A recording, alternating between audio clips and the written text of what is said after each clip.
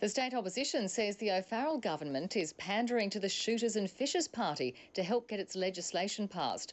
The coalition is winding back restrictions at 3 marine conservation areas while ordering a scientific review into all marine parks. It says locking communities out of waterways is not the way to protect fish habitats. The opposition is crying foul. They fish and they vote. Today's good news for recreational anglers came in the shape of 200 concrete balls. They were dropped into Sydney's Botany Bay to extend an artificial reef. The fish love it. They come and they love the new habitat.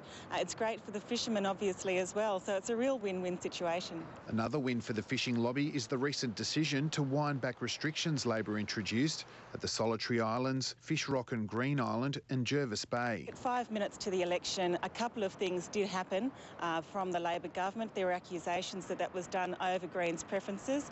The ministers also ordered a review into all marine parks. There has been concern that marine parks have been put in place without really having a scientific-based evidence model.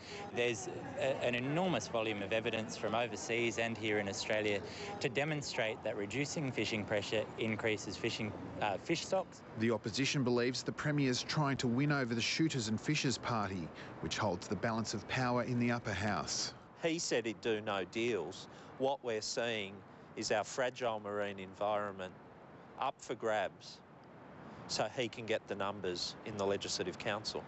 The Shooters and Fishers Party says it will use its political clout to try to influence government policy. Our constituents expect certain things from us, and that's what we're elected to do.